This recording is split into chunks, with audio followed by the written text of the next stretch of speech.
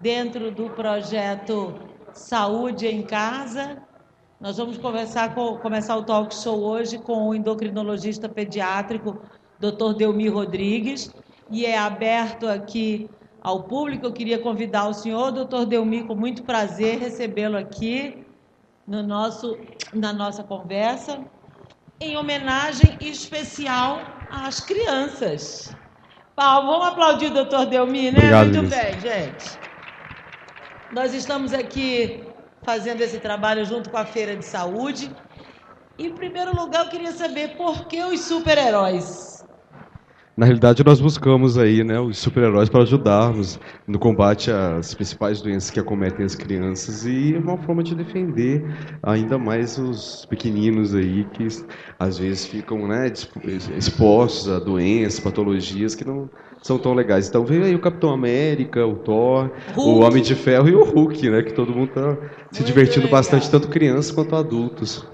E nós estamos aqui com os microfones abertos, a equipe aqui da qualidade, do marketing, está à disposição de vocês. E eu queria começar, doutor Delmir, perguntando quais são as principais doenças que acometem as crianças? Bom, nós teríamos as principais queixas, né, para ser mais preciso, no atendimento tanto de consultório quanto no pronto-socorro. A principal delas, sem sombra de dúvidas, é a febre, né? Ela é responsável por 1/3 das principais queixas no pronto-socorro, associado ou não a outros sintomas, entre eles tosse, vômitos e diarreia.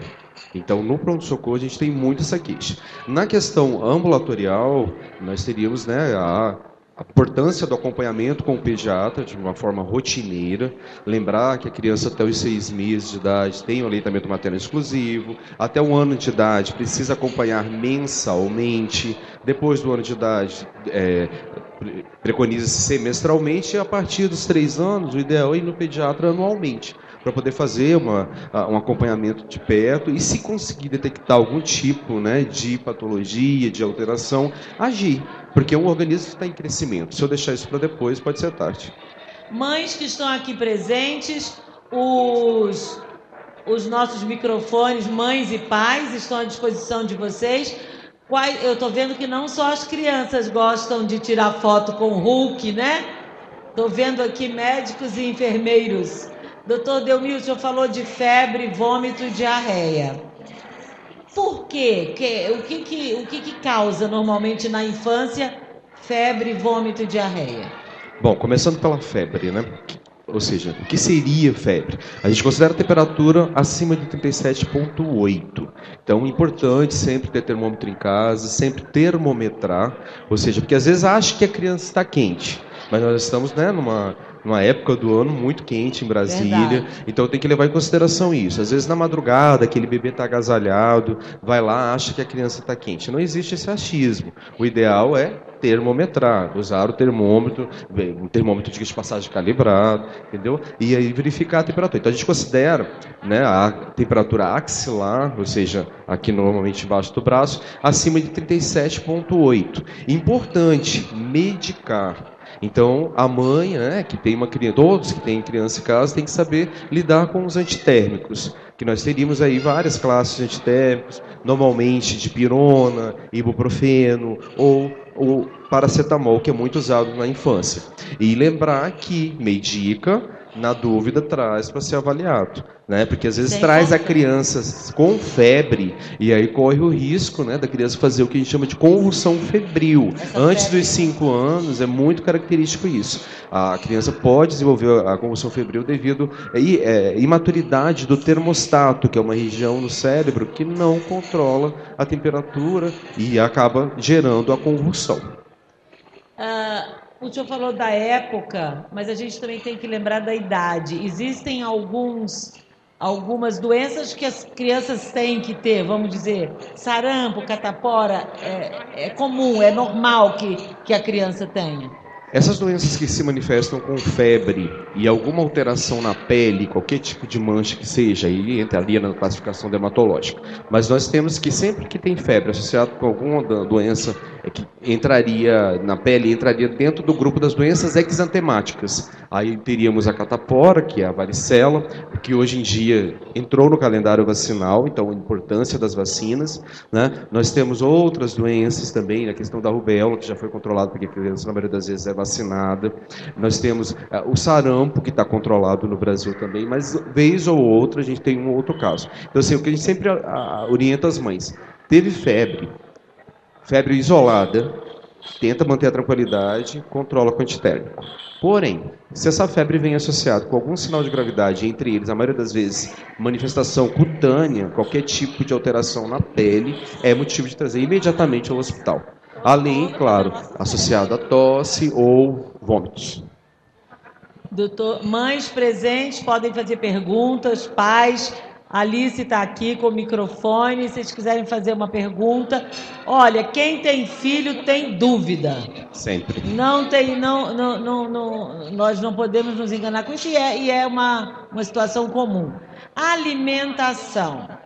Essa história do bebezinho, quanto mais gorducho, melhor, leite com açúcar, essa história já caiu por terra? O senhor que é endocrinologista pediatra. Com certeza, a gente, né, já conversa bastante sobre essa questão da alimentação na infância. Então, ou seja, o que a Sociedade Brasileira de Pediatria, que é o que nós, né, preconizamos para o acompanhamento pediátrico, preconiza? Nós temos aí o aleitamento materno exclusivo até o 6º mês de idade. E sempre existe aquela dúvida: eu vou dar água para a criança na época que estiver muito quente? Não tem necessidade. A mãe precisa tomar água, precisa se hidratar bem, que automaticamente ela vai hidratar a criança, né? Então, a partir do 6º mês de idade, seria alimentação complementar, até o 6º mês, até 1 ano de idade. A partir de 1 ano de idade, a criança já tem que estar alimentando-se com o que a família come. Só que daí volta aquela observação de que se a alimentação da família já é irregular, automaticamente a criança vai ser prejudicada. Então, todo mundo tem que ter uma alimentação saudável, todos os adultos, a mãe, o pai, e fazer com que a criança comece a sua alimentação, ter esse hábito, que é uma mudança de hábito de vida, na maioria das vezes, quando o pai e a mãe programam ali ter filhos. A gente vê algumas crianças com menos de 1 ano de idade já em fast food, às vezes com 1 ano de idade, não em fast food, mas com refrigerante, sim. Refrigerante.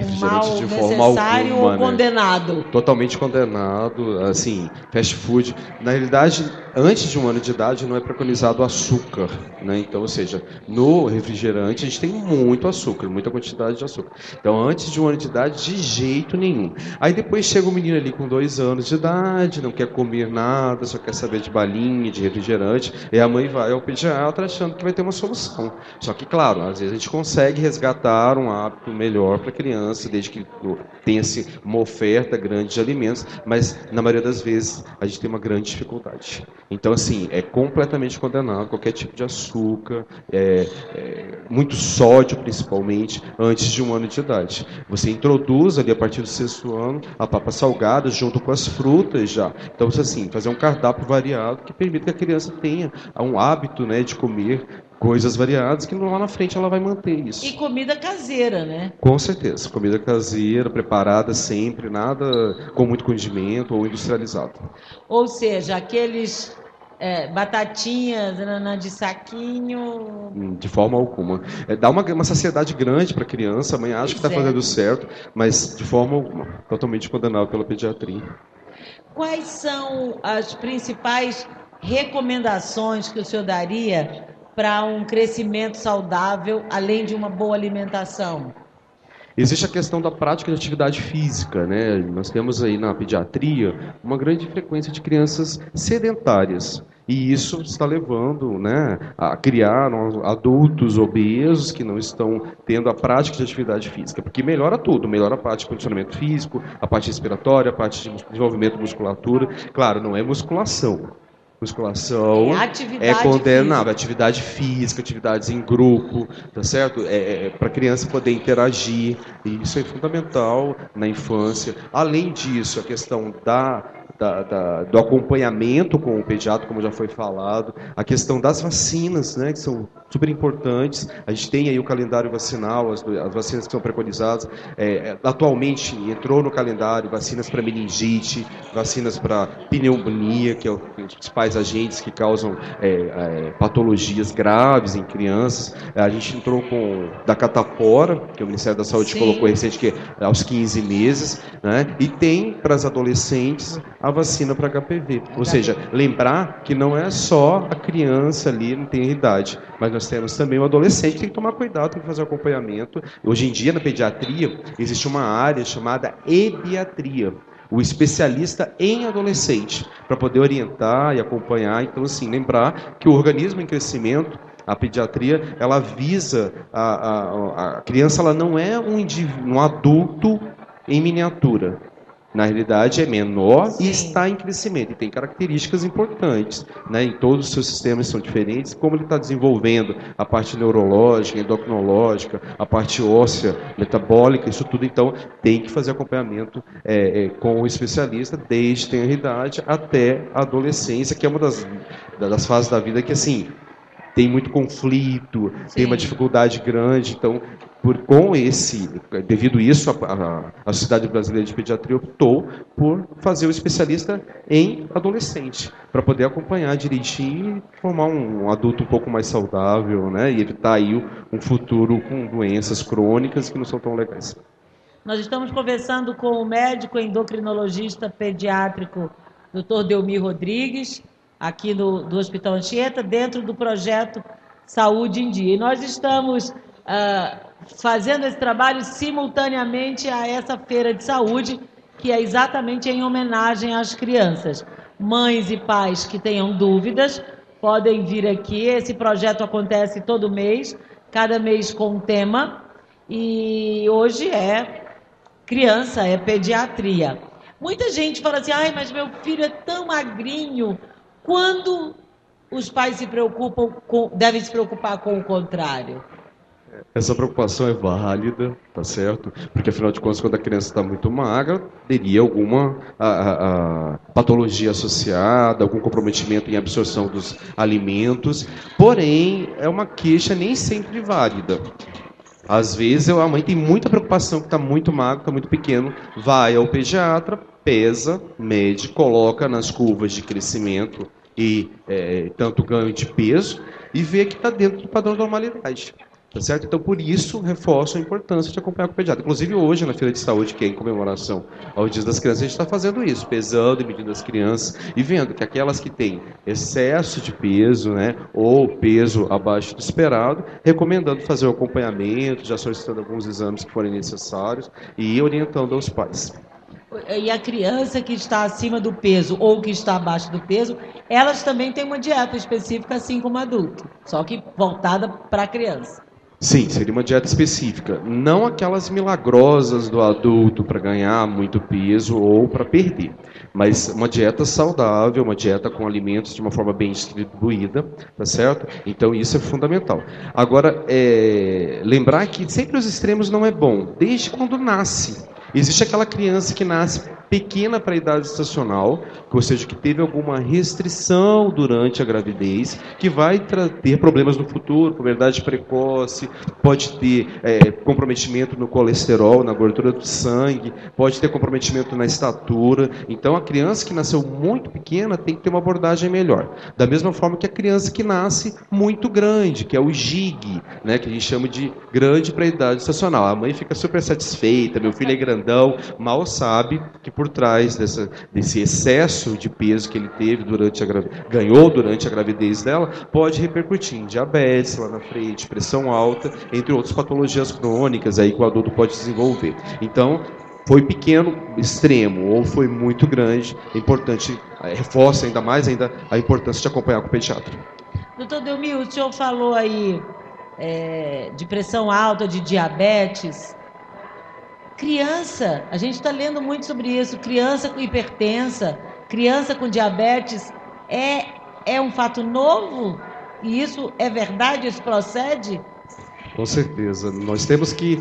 o Brasil, há uma década atrás, viveu o que nós chamávamos de desnutrição.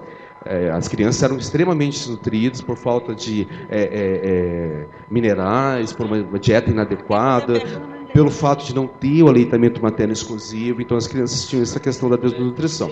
Hoje em dia não, hoje em dia a gente tem a criança, nós pulamos a fase da normalidade, passamos para o excesso de calorias, e isso fez com que levasse as crianças a terem, né, o excesso de peso, e esse excesso de peso, na maioria das vezes, já gera pressão alta, já gera diabetes e tem irritado. Nós temos muitos pacientes, né, que têm pressão alta, que na maioria das vezes não precisa de tratamento medicamentoso, basta fazer atividade física e controlar a dieta, acaba perdendo peso e controlando. Mas se não fizer isso, com certeza vai ter que entrar na terceira etapa do tratamento, que seria medicação, já antihipertensivos para criança, crianças usando insulina, medicamentos para controlar o açúcar no sangue. Então isso já é uma rotina, já é uma prática dentro da pediatria muito comum e preocupante. Preocupante, especialmente preocupante. Nós temos uma mãe aqui presente que não quis fazer a pergunta pelo microfone. Está ali ela. As crianças estão cada vez mais sedentárias, que o senhor acabou de falar. E qual a melhor idade para a prática da atividade física e quais atividades? Bom, nós temos... Eu, como especialista, pego muita criança já com essas complicações. Então, é muito curioso. Às vezes nós temos algumas crianças, um bebê obeso. O que eu vou fazer com um bebê obeso? Uma criança de 6 meses que está com excesso de peso. Na maioria das vezes, ela é o que a gente chama de obesidade associada ao leite materno. Não é culpa da mãe, na maioria das vezes a mãe não tem excesso de peso, não é culpa do que ela come, tá? Só que, geneticamente, a criança foi programada para ter excesso de peso. Então, se um bebê chega com excesso de peso, eu vou estimulá-lo o máximo possível a brincar. Né? Ou seja, ele vai ter um atraso no desenvolvimento, ele vai engatinhar mais tarde, ele vai andar com uma certa dificuldade, mas não por comprometimento neurológico, e sim por limitação do peso, limitação das articulações. Então, existe tratamento? Existe. A gente orienta os pais a distribuir brinquedos numa sala e estimular mais ainda a criança a brincar, a queimar caloria, que é dessa forma, brincar.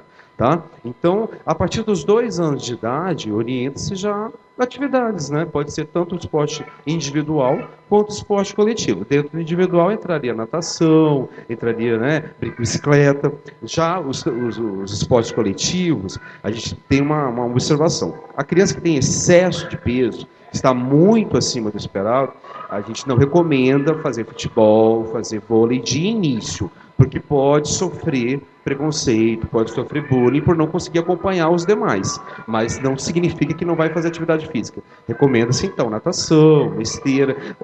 Seria permitido academia para criança? A gente é muito questionado sobre isso, desde que trabalhe essa parte aeróbica e que tenha um profissional qualificado acompanhando. Não é para adquirir músculo? Não, porque senão vai comprometer o crescimento daquela criança. Ele vai ficar fortinho, vai fechar a placa de crescimento e não vai crescer. A gente vê muito isso na questão dos atletas, né? Ginástica olímpica, eles são muito baixos por causa dessa particularidade, que eles desenvolvem muito a musculatura e fecha a placa de crescimento. E por incrível que pareça, da mesma forma que a gente recebe crianças que querem crescer no consultório, a gente recebe crianças às vezes que não quer crescer porque quer ser um atleta olímpico. Ai, que coisa impressionante. Bom, então, incentivar o movimento. Natação, hoje de bebê já existe academias com natação. É o que eu sempre explico para os pais também, né? O fato de ensinar a nadar é proteção para o resto da vida, porque afinal de contas tem 50% menos de chance de morrer, caso esteja num ambiente de piscina. E a gente vê muito isso também da questão de violência, né, dentro de casa, no sentido de evitar que a criança fique exposta a um ambiente inseguro, faz parte de proteção. Então, às vezes tem um ambiente com piscina, a gente pega muita criança que às vezes fica afogada. Se soubesse nadar, se tivesse praticado atividade física antes, com certeza já evitaria. Então, ou seja, é bom para tudo. É verdade. O senhor teria, assim, algum alerta da modernidade, vamos dizer? Eu vejo, assim, criança, bebê já com tablet. Ai, mas essas crianças já sabem mexer. Por um lado é bom, porque já nasceram nessa época, né? Mas tem um lado, assim, que o senhor chamaria atenção? O que se preconiza pelos grandes estudiosos aí, pela Sociedade Brasileira de Pediatria e pela Academia Americana de Pediatria? Que criança assista televisão a partir dos 2 anos de idade. Essa é a recomendação. Aí eu vou virar e vou falar isso para uma mãe que coloca a galinha pintadinha ou qualquer outro tipo de desenho para a criança logo cedo. Em creche. Mas não é recomendado. Além da questão de eletrônicos, tablets, telefones, celulares, tudo, recomenda-se a partir dos 12 anos de idade. Né? Ah, mas é importante meu filho ter acesso à informação, saber lidar com informática, porque é o futuro. Só que isso está sendo precoce demais. A criança está deixando de brincar, automaticamente ela está deixando de praticar atividade física, ela está deixando de interagir, e isso, assim, está sendo muito preocupante. A gente não sabe como que vai ser a relação desse indivíduo na vida adulta. Vai ser uma pessoa depressiva, vai ser uma pessoa que vai viver... Com certeza, solitária, vai ter dificuldade para se relacionar. Então, existe um comitê, inclusive dentro da Sociedade Brasileira de Pediatria, que está preconizando isso, e a gente está tentando mudar. É um pouco difícil, porque a informática está aí, os meios eletrônicos estão aí, mas a gente tem que orientar o que é o certo. Alguma pergunta? Nós estamos aqui com a Alice, com o microfone, e participando da Feira de Saúde desse mês, em homenagem às crianças com os super-heróis, alertando para a luta contra algumas queixas que acontecem bastante dentro do hospital. O senhor acha que... Outra questão que sempre me perguntam nas entrevistas, essa história de cuidar, caiu a chupeta, lava, esteriliza, limpa, não deixa a criança botar a mão no chão, isso é demais, é ruim também? Porque tem essa história de criar anticorpos ou isso é lenda? É ruim. Na realidade, eu não posso expor ao excesso. Né? Eu não vou deixar o menino ficar ali comendo terra, por exemplo. Né? Que tem algumas crianças que acabam fazendo isso. Mas o fato de se expor a criança, tem que expor. É a forma que ela vai criar imunidade. Às vezes, entrar em contato com determinados micro-organismos, vou criar uma imunidade e vou acabar podendo combatê-los no futuro. Às vezes, colocar a criança numa redoma de vidro não é o ideal. Tá certo? Então, assim, agora uma coisa que preocupa também, eu sei que é um ponto um pouco, às vezes, delicado, porque a mulher, ela entrou no mercado de trabalho. Então, hoje em dia, as mulheres, elas não são mais tão preparadas para serem mães. Né? Ou seja, assim, não tem aquela dedicação e é necessário para a creche, ok. Mas o fato de expor a criança ao ambiente com outras, ou seja, vários micro-organismos vindo de cada residência, acaba que algumas crianças podem desenvolver doenças em excesso. Tá certo? Então, assim, o que a gente preconiza? Em torno de 4, 5 infecções por ano, eu tolero.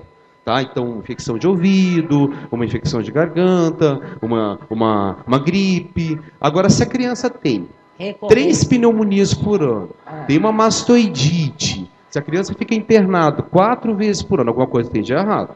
Então, eu vou ter que repensar aí nos cuidados dessa criança, vou ter que recomendar, às vezes, até tirar da creche e investigar o que a gente chama de imunodeficiências secundárias, né, a algumas patologias ou primárias. A criança, quando nasce, ela vai desenvolver totalmente a imunidade dela aos 5 anos de idade.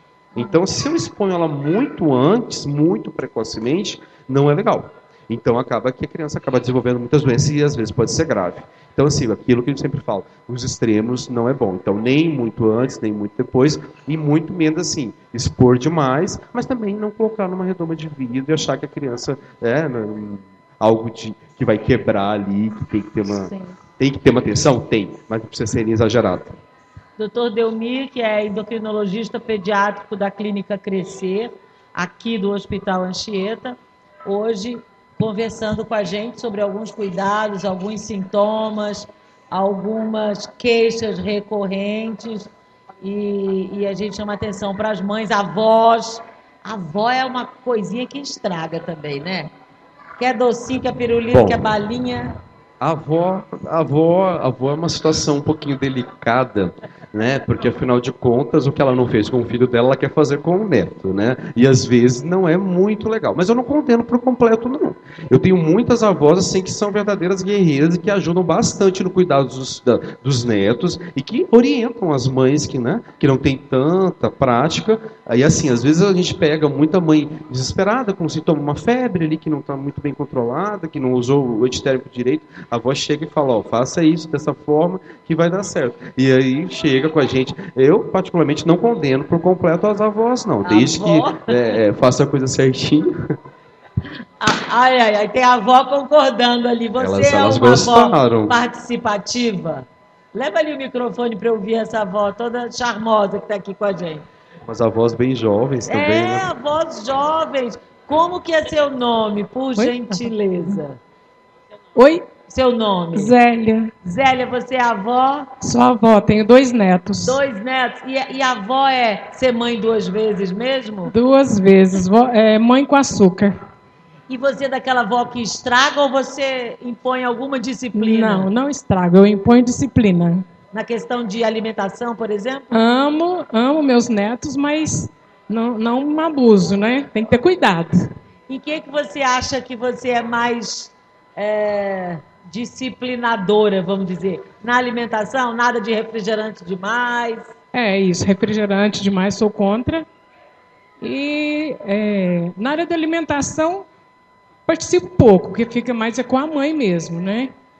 E a mãe é cuidadosa também. Oba, ainda bem. Mas a mãe segue o exemplo, então. Não faço, também não estrago a criança, não faço todas as vontades. Que é o que a avó faz. Alguma pergunta específica? Não, acho que agora no momento não. O que você acha desse tipo de ação do médico estar aqui perto da comunidade? É bom, né? Tá passando alguma coisa para as mães, né? Mesmo para as avós.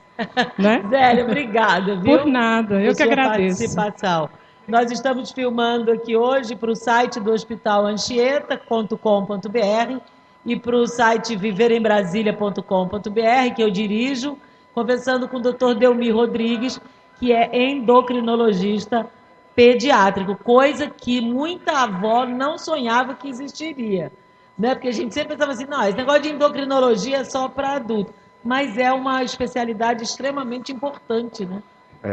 Com certeza. Além de todas as subespecialidades dentro da pediatria, da mesma forma que o adulto tem o cardiologista, tem o pneumologista, tem o ortopedista, tem o endocrinologista, na pediatria nós também temos. Tá certo? Então, hoje em dia, claro, é importantíssima a figura do pediatra geral para ele triar, verificar se realmente tem necessidade de um especialista e encaminhar. Mas hoje em dia nós temos todas as subespecialidades que tem para o adulto, nós temos para a criança também, porque as patologias do adulto podem acometê-las e estão acometendo. Né? Doutor Delmir, criança e tombos e testa quebrada e queixo machucado são quase sinônimos, né? Sempre tem um susto, uma queda, escorregou, bateu a cabeça. Que cuidados imediatos depois do susto inicial a mãe, o avó, o pai devem fazer? Bom, a principal causa de susto inicial, né, que você usou esse termo, na pediatria é o trauma de crânioencefálico. A criança cair e bater a cabeça, que é um motivo de estresse grande. Né? Então, assim, depende muito de como foi a queda, né, de que circunstâncias ocorreram. E se a criança, na maioria das vezes, a gente sempre pergunta 3 sintomas associados. Teve desmaio, perdeu a consciência por algum momento, teve algum tipo de sangramento, né, ou nariz, ou ouvido, até mesmo pela boca, ou se a criança apresentou vômitos. Mas não é aquele vômito da criança chorar devido à dor, né? Porque às vezes chora, vomitou ali uma vez, ok. Ah, não, durante 1 hora a criança apresentou 2, 3 episódios de vômito. Aí eu tenho que ficar atento, com certeza, e trazer para que seja avaliada, porque eu posso ter algum tipo de comprometimento intracraniano, dentro da cabeça da criança. Na maioria das vezes, acontece que popularmente conhecido como galo, que é o hematoma subgaleal. Né? Graças a Deus que ocorra. É melhor ter um sangramento externo do que ter um sangramento interno. Que no caso do hematoma subdural, que é dentro da cabeça, aí eu tenho que fazer um acompanhamento, internar a criança. Alguns casos até mesmo é necessário fazer neurocirurgia. E falando na questão de trauma, de segurança, muitas mães questionam também a gente a questão do andador. Não, do andador. Ah, do andador. Tá certo, isso aí é muito, muito questionado. Posso usar o andador? Ano passado, a Sociedade Brasileira de Pediatria impôs uma campanha, tá certo? Já repercutindo opiniões mundiais aí, tanto da Europa quanto dos Estados Unidos, não permitimos, não recomendamos o uso de andador. A criança pode muito bem engatinhar, pode muito bem andar sem a necessidade de um andador, tá certo? Então tem que tomar cuidado. Outro questionamento, a questão do bebê dormir. Isso, esse tá certo? Como que o bebê deve dormir? De barriga para cima, de barriga para baixo, né? Então também fizemos uma campanha, né, já há uns 2 anos atrás, que foi muito difundida e que ainda fala-se muito, com relação à questão do dormir. Então existe até uma foto da criança, um bebezinho com uma roupinha escrita, este lado voltado para cima. Ou seja, é para dormir de barriga para cima. Mas ele vai regurgitar, ele vai engasgar. E não vai acontecer isso. A criança tem o reflexo de virar a cabecinha. É diferente se ele ficar de barriga para baixo. Ele, na maioria das vezes, ele pode sufocar e a mãe não observar. Que é a síndrome da morte súbita do lactente.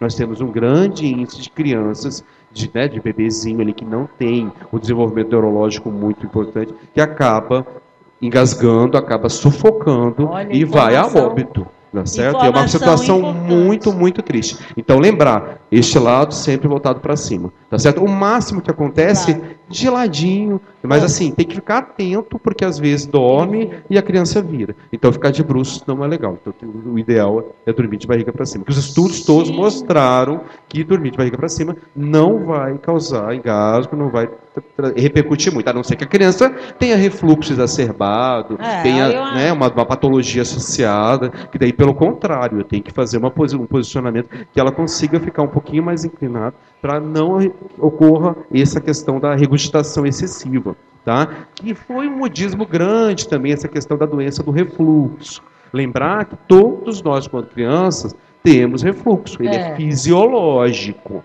A criança tem que golfar, a criança tem que regurgitar.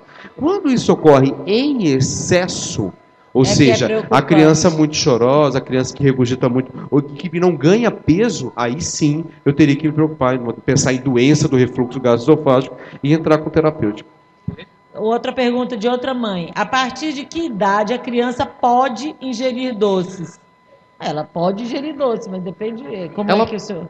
Na realidade, assim, a partir dos 2 anos de idade, eu posso pensar em ofertar açúcar para a criança, tá? Então, assim, muitas mães acabam ofertando a partir de 1 ano de idade. É muito cedo. Nem sempre, né? Como você mesmo colocou, às vezes, antes de 1 ano de idade, o menino já está tomando lá refrigerante, que não é recomendável, né? Que é o maior fonte de açúcar. No caso... nos Estados Unidos é muito comum. A gente tem ali que a partir de 1 ano eu posso complementar a dieta com um leite artificial, tá? Que venha rico em nutrientes, isso é recomendável.